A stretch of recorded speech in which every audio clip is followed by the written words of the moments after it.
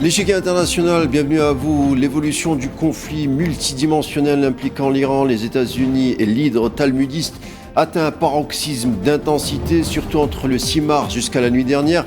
Même les centres de commandement américains le reconnaissent, à l'instar du CENTCOM, qui est le commandement central américain qui parle d'une transition brutale et rapide, d'une guerre de position vers une stratégie de dévastation. On l'a vu avec la destruction des infrastructures énergétiques régionales ou encore les figures sionistes et iraniennes officielles qui ont été ou sont désormais ciblées. L'élimination de l'ayatollah Ali Khamenei le 28 février dernier a permis à Téhéran la mise en place d'un plan d'exécution de certaines figures importantes talmudistes, comme le frère de Netanyahou. D'autres auraient été touchés, mais aucune preuve à l'heure où l'on parle ne pourrait nous permettre de dire davantage. Et pour cause, l'hydre sioniste restreint toute prise de vidéo faisant état de bombardements, de morts, de colons ou encore de dévastation des territoires occupés. Or, ici à Al24 News, on a quelques éléments à faire valoir malgré tout pour mieux cerner les événements. On en parle et c'est tout de suite.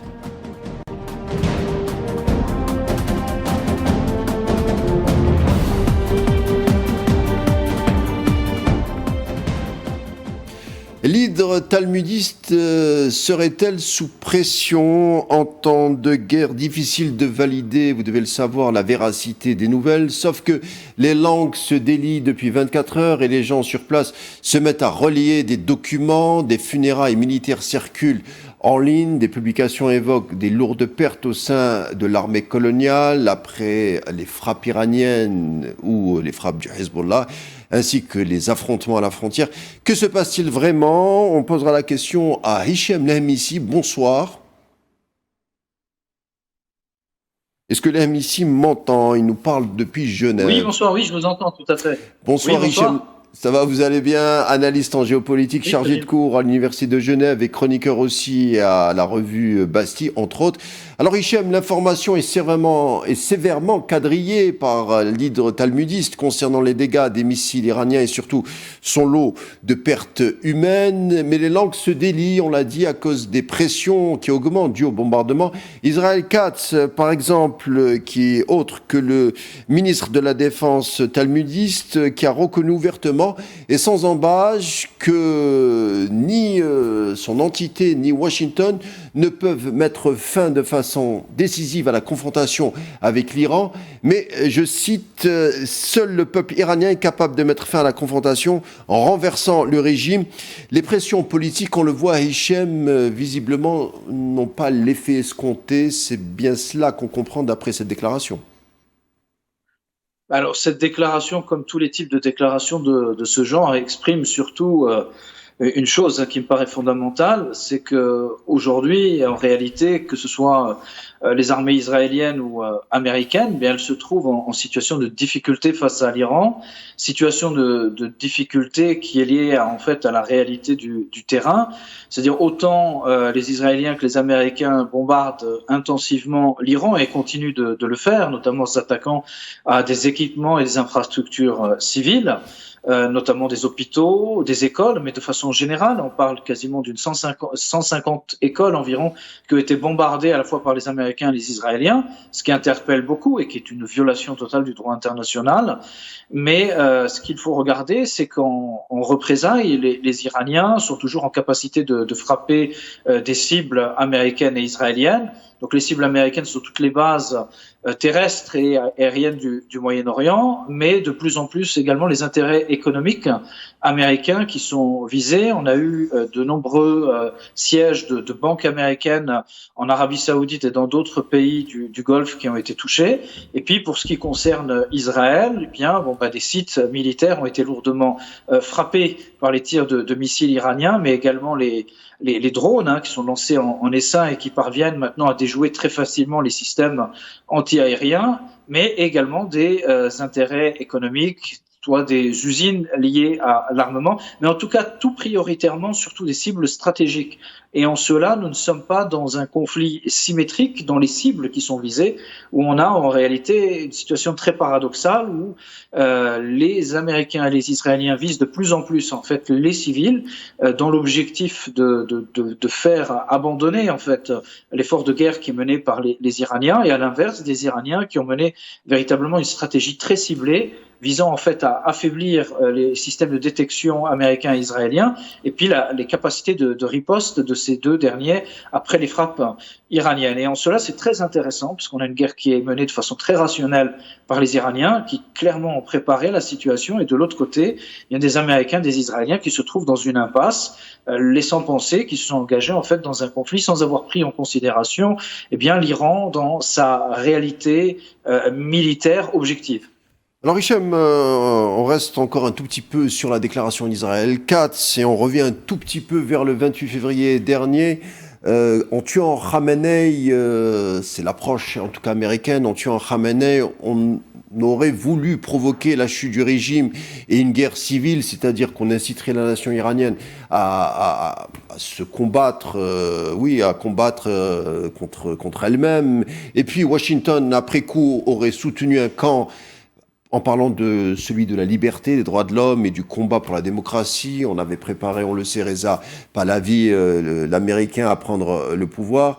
Alors, quand des agresseurs qui ont du mal à orienter la confrontation militaire selon des objectifs, c'est une chose, ça arrive en temps de guerre.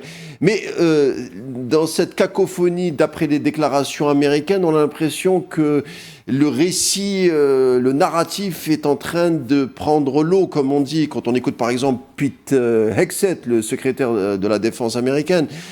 Les Américains disent tout et son contraire, mais ont surtout une perte du contrôle du narratif et du récit. C'est le récit qui s'effondre. Oui, effectivement, vous parlez du narratif, du récit, je dirais même du tempo. C'est-à-dire qu'aujourd'hui, ce sont les Iraniens qui mènent le tempo et le rythme de la guerre. Et si la guerre doit s'arrêter aujourd'hui, et c'est ce que les Américains souhaiteraient, mais ils se trouvent à être pris dans une sorte de piège, ce sera forcément à des conditions qui seront beaucoup plus proches des conditions iraniennes. Et en vérité, c'est là que se pose en fait toute la problématique aujourd'hui. Sur les objectifs en tant que tels, je crois qu'il faut vraiment séparer objectifs américains et israéliens, même si il y a quelque chose qui relève d'une évidence, c'est qu'en aucun cas les Israéliens n'auraient pu mener une guerre contre beaucoup plus fort que lui, et en l'occurrence l'Iran. Donc cette guerre n'a été possible que par l'engagement de l'Iran, d'une part, et de deux, cette guerre, elle est préparée depuis au moins plusieurs mois, si ce n'est plus, mais en tout cas dans sa dimension opérationnelle, il faut regarder que depuis la fin de la guerre des 12 jours, mai-juin dernier, les Américains et les Israéliens se préparent en fait à cette opération. Simplement, les objectifs et la compréhension du conflit ne sont pas les mêmes côté israélien et côté américain. Côté américain, l'idée c'était d'essayer de provoquer un régime change en Iran, partant sur un certain nombre d'informations partiellement vérifiées, très orientées, où les Américains se sont un peu auto-intoxiqués en fait de leurs propres mensonges, comme ce que l'on voit par exemple également actuellement dans la sphère médiatique occidentale, où on raconte tellement de bêtises qu'on finit par croire à ces bêtises et en fait on est complètement déconnecté de la réalité. Alors Hichem, auto-intoxiqué. Alors pardon, je vais vous laisser poursuivre, c'est-à-dire qu'il y a une dimension politique et psychologique qui demeure importante dans ce conflit. Là, quand on parlait du récit, on pourrait parler également de la perception qui compte autant que les dégâts matériels. Montrer que le pays tient est important pour l'Iran. L'Iran est un pays endurant, je crois que c'est le message sur lesquels on a tablé dessus, en tout cas les officiels iraniens ont tablé sur ce message. Visiblement, donc il y a aussi un côté positif quand on est soumis à des sanctions, on se construit dans l'endurance, on bâtit une résilience avec une certaine dose de patience. Surtout quand on a un camp américain, lui, qui est à court de missiles, qui est à court de crédibilité et qui se noie dans ses mensonges. La guerre aussi se situe à ce niveau-là. Oui, tout à fait. C'est ce que je présentais sur cette notion d'auto-intoxication, c'est-à-dire que les Américains se sont gargarisés au point de penser que l'armée iranienne était faible et surtout pensaient que la société iranienne souhaitait un changement de sa propre autodestruction, ce qui n'a absolument aucun sens. C'est-à-dire on est sorti de la rationalité la plus élémentaire. Prenons, je ne sais pas, le cas de la France. C'est pas parce que vous avez 90% de la population française qui rejette Macron, qui est considéré comme un président très impopulaire, que les Français souhaiteraient une intervention militaire étrangère et souhaiteraient recevoir des tonnes de bombes sur la tête. On nage en plein délire hein, d'un certain point de vue lorsqu'on analyse le narratif occidental. Donc, du point de vue américain, les Américains se sont retrouvés en fait pris dans un piège dans lequel ils ont mal considéré la puissance de feu iranienne et ont déconsidéré, en tout cas sauf pour les vrais experts, les capacités de riposte et de résistance à la fois de l'État et de la société iranienne. Mais à côté de cela, il y avait un objectif côté israélien qui est totalement différent. L'objectif israélien, c'est non pas du régime change ou mettre fin simplement au programme nucléaire iranien, c'est la destruction de l'Iran en tant qu'État. Il fallait que l'Iran devienne un nouvel Irak, une nouvelle Syrie, pour pouvoir assurer l'hégémonie israélienne dans toute la région, un petit peu dans ce projet complètement délirant, eschatologique hein, de grand Israël. Et en fait, on ne peut pas comprendre le positionnement israélien et la manipulation qui a été celle des lobbies israéliens sur les États-Unis et le positionnement américain qui en réalité sont de deux natures différentes. Les Américains sont tombés en quelque sorte dans un piège et ils ne savent plus comment sortir de ce piège sans se retrouver à être humiliés à l'échelle mondiale. Si les Américains se retirent aujourd'hui, ils vont être considérés comme les grands perdants de ce conflit. Et derrière cela, il y aura une lecture du conflit où on va dire que c'est le début de la fin de l'hégémonisme américain sur le monde. Et c'est une victoire en quelque sorte des pays émergents, des BRICS, du Sud global, contre le camp occidental et contre les États-Unis. Or, les États-Unis ont créé en fait les conditions de leur propre impossibilité de sortie de ce conflit, étant donné qu'ils ont attaqué l'Iran à 2 reprises avec les Israéliens, eh bien, au moment où des discussions étaient en cours. Et donc, les États-Unis sont en train de rechercher des relais diplomatiques, et la situation est très compliquée parce que les Iraniens, et à juste titre, ne veulent pas d'un arrêt du conflit, ils ne veulent pas mettre fin au conflit tant que leurs conditions de sécurité ne se trouvent pas à être garanties sur du long terme, et en fait sur le cadre d'un accord définitif. Alors que les Israéliens, ils veulent un conflit long également, mais pour d'autres raisons. C'est tout simplement la destruction de l'Iran. Ils n'ont rien à faire de la société israélienne, des femmes iraniennes, ou quoi que ce soit. Ils veulent la destruction de l'Iran. C'est ça l'objectif principal. Faire de l'Iran un nouvel Irak. Durant le génocide à Gaza, les sionistes appelaient les chefs de la résistance palestinienne, ils les appelaient des rats, des rats planqués, à cause d'un manque de courage pour le combat. C'est en tout cas de la sorte qu'il les présentait, notamment le grand combattant Yahya Sinwar, qui sera finalement tué sur le champ de bataille et non sous terre. Là, Netanyahou serait introuvable. Il n'a pas présidé une réunion sécuritaire qui devait avoir lieu il y a quelques heures. Ben Gvir, lui, a également disparu. Il en a appelé il y a quelques jours au droit international à cause des bombardements iraniens. Smotrich, autre talmudiste bien planqué aussi, qui envoie son fils au sud-Liban. Ce dernier a fini à l'hôpital dans l'après-midi. Pete Hegseth, encore lui, qui n'est pas avare de déclarations à l'emporte-pièce, qui dit, je cite, « Les dirigeants iraniens actuellement se cachent sous terre, ils sont entrés dans la clandestinité, c'est ce que font les rats. » Sauf qu'on l'a vu, les figures iraniennes officielles, à l'instar du président iranien Masoud Pezeshkian et bien d'autres leaders, se sont payés un bain de foule et se sont pris en photo en public pour montrer aux Iraniens qu'ils partagent leur sort. Ce n'est pas le cas de Netanyahou qui a fui Berlin dès le lendemain de la guerre, c'est-à-dire le 29 février, et actuellement il serait introuvable. Qu'est-ce que vous pouvez nous dire à ce niveau-là ? Alors, concernant donc Netanyahou, tous les récits ou toutes les indiscrétions se trouvent à faire preuve d'une certaine concordance, c'est qu'il ne se trouve plus du tout en Israël et qu'en fait, il dirige très lointainement l'engagement militaire israélien depuis l'étranger, soit Chypre, soit l'Allemagne ou d'autres destinations. La plupart des Israéliens, d'ailleurs, se moquant de lui actuellement en le présentant en fait autour d'une espèce de plaisanterie de savoir si actuellement il se trouve dans les airs ou au sol et combien de temps de la journée en fait il se trouve à être dans son avion ou d'autres avions privés. Ce qu'il faut prendre en considération également, c'est que d'après certaines dernières nouvelles, c'est qu'il est très atteint physiquement, très malade, et qu'en fait il est en train de se faire soigner à l'extérieur même du territoire dit israélien.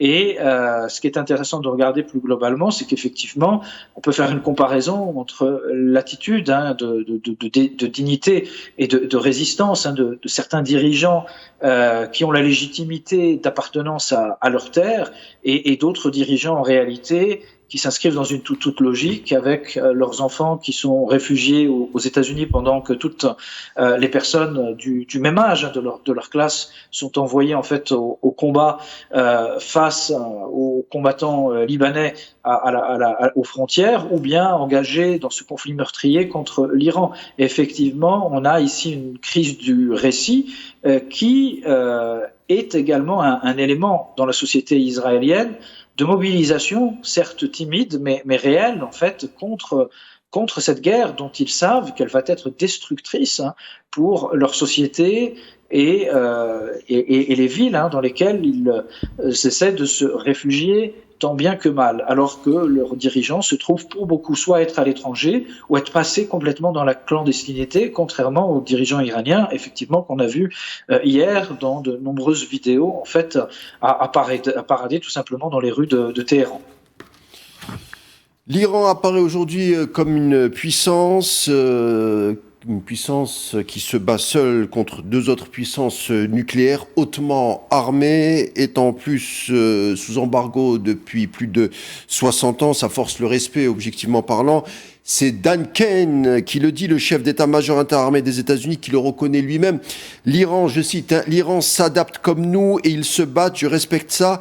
C'est très rare, Hicham, c'est très rare d'entendre un haut gradé américain prononcer ces termes en pleine guerre. Pas de citation à l'emporte-pièce, comme des expressions du genre « l'ennemi est vaincu, le régime s'effondre » ou « la victoire est imminente », ou « l'Iran est anéanti » signé Donald Trump.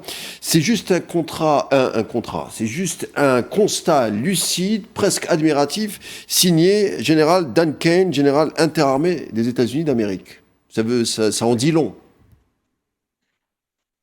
Oui, effectivement, ça dit beaucoup de choses. Et tout d'abord, le fait que le chef d'état-major américain était totalement opposé à ce conflit, tout comme il semble être particulièrement dégoûté en fait des actions israéliennes, de la politique israélienne, dont il considérerait qu'elle a poussé en fait les États-Unis à tomber dans un piège auquel il était d'ailleurs totalement opposé, mais étant militaire de par sa formation et de sa fonction, eh bien il respecte cette espèce de devoir d'obéissance en faisant la guerre d'une façon professionnelle, mais tout en étant complètement opposé intellectuellement à la guerre qu'il est en train de mener, et on le comprend à travers ces déclarations exactement qui semblent être assez respectueuses vis-à-vis des Iraniens, considérant les Iraniens comme des combattants courageux, et n'a absolument pas ses propos à l'égard des Israéliens considérés d'une toute autre manière en privé. Ceci dit, les Américains sont malgré tout engagés dans ce conflit aux côtés des Israéliens, et ce qui est important de regarder par rapport à ce que vous aviez déclaré un petit peu dans vos propos, bien c'est que l'Iran, effectivement, s'est totalement préparé à cette guerre, et c'est ça qui est marquant, c'est-à-dire que l'impression qui est donnée sur le champ de bataille, c'est qu'en fait, contrairement à ce qui est analysé ici et là, l'Iran ne mène pas une guerre asymétrique face aux États-Unis et Israël, mais mène en réalité une guerre symétrique, mais simplement avec une tactique et une stratégie d'un niveau bien plus élaboré que ce que proposent les Américains et les Israéliens. C'est-à-dire que les Israéliens et les Américains se sont engagés dans une logique qui était celle d'un carpet bombing, un bombardement massif dès les premiers jours avec des centaines et des centaines de missiles de croisière envoyés, des bombardements sur un certain nombre de zones stratégiques, l'élimination physique des principaux dirigeants iraniens. Et l'idée, c'était de voir la société iranienne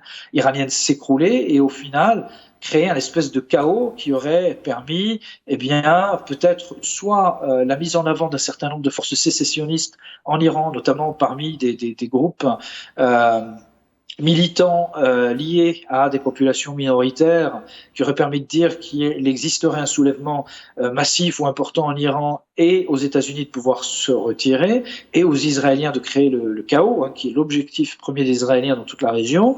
Et ça ne s'est pas passé comme cela. On a pu constater tout de suite une riposte maîtrisée, déterminée, avec des Iraniens qui ont frappé des cibles bien précises. Ce n'est qu'après plusieurs jours que les Américains ont compris ce qui était en train de se passer, c'est qu'ils étaient en train de perdre en fait tous les éléments technologiques les plus avancés de leur système de repérage, leur système radar, leur système de contre-offensive et de contre-attaque. Et aujourd'hui, les Américains se trouvent dans une situation, d'un point de vue opérationnel, très compliquée, très difficile. Et si les choses continuent en ce sens, je pense que l'on peut très sérieusement pronostiquer, même presque affirmer que l'on se dirige en fait vers une victoire militaire iranienne, à la fois sur les États-Unis et sur Israël. Mais la guerre, Hichem, en attendant, risque de s'intensifier. On sait qu'une formation de bombardiers B-52 vient d'être repérée au-dessus des États-Unis en direction du Moyen-Orient. Il y avait cette semaine 11 avions B-1 et 3 B-52 qui étaient basés au Royaume-Uni et qui avaient entamé des frappes contre l'Iran. C'était le 3 mars. Alors un B-52, c'est quoi ? C'est un avion furtif qui est lourd, qui date de 70 ans. C'est un vieux modèle qui est capable de transporter 30 tonnes de bombes ou 20 missiles de croisière, y compris des ogives à ogives nucléaires. Il peut frapper sans entrer dans l'espace aérien de l'ennemi avec des missiles furtifs du genre JASM-ER que l'Iran ne peut pas détecter officiellement. Alors ça veut dire, pourquoi je dis ça ? Parce que on partirait vers des bombardements à la fois furtifs, soutenus, massifs et continus. On se prépare à un dispositif de tapis de bombes assez violent dans les heures, voire les jours qui viennent. La guerre est loin d'être conclue, Hichem. Visiblement. Alors, effectivement, si l'on prend en considération en fait ces informations, l'un des scénarios qui ne serait pas un scénario d'une guerre qui se terminerait dans les jours ou les semaines qui viennent, ce qui paraît peu probable en réalité, ce serait celle d'une intensification en fait des frappes américaines, mais avec un petit bémol, c'est que ces frappes sont de plus en plus compliquées pour les Américains, en ce sens où ils ne disposent plus du soutien opérationnel dont ils disposaient auparavant, avec notamment des bases qui ont été lourdement impactées. Et ce qu'il faut regarder, c'est que vous avez un certain nombre d'appareils, d'avions américains qui ont dû quitter les lieux. Et qu'en réalité, derrière les déploiements dont il est question aujourd'hui, ce n'est pas tellement une intensification des frappes en préparation ou un accroissement des effectifs, c'est plutôt un remplacement des effectifs qui se font en fait depuis des bases beaucoup plus lointaines, étant donné le fait que les Iraniens ont réussi à frapper quasiment toutes les bases du Golfe et qu'en grande partie, elles ont beaucoup perdu de leur potentiel opérationnel. On parle même d'un scénario, d'une sorte de migration, en quelque sorte, de ces dispositifs américains vers l'Inde. Après, c'est quelque chose qui reste à prouver et pour lequel il faudrait des éléments complémentaires et puis surtout qui poserait un énorme problème avec un possible engagement à la fois du Pakistan et de la Chine. Donc, ça me paraît assez peu probable. Mais cet élément nous dit quand même beaucoup de choses de ce qui est en train de se dérouler aujourd'hui. Alors, vous parliez des B-52. Les B-52 sont des bombardiers stratégiques. Généralement, ce sont des bombardiers qui sont plutôt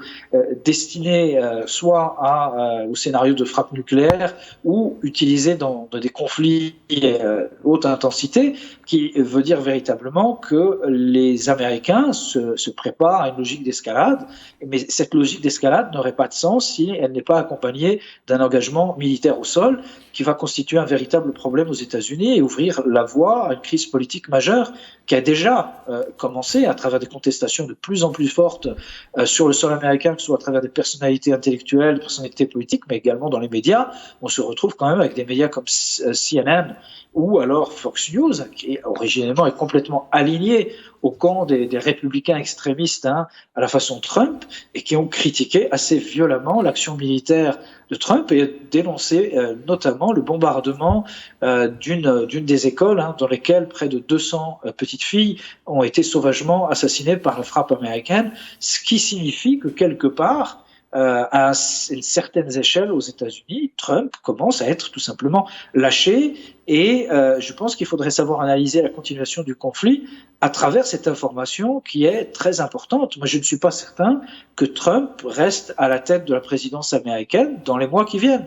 D'autant plus que vous pouvez observer que son vice-président, Vance, est particulièrement silencieux, comme s'il était en train de retirer ses billes pour ne pas porter la responsabilité du désastre militaire, stratégique, économique qui est en train auquel est en train de se confronter les États-Unis, et pour peut-être reprendre la suite dans le cadre d'un impeachment, d'un processus de destitution qui n'attendrait pas forcément le résultat des élections des midterms.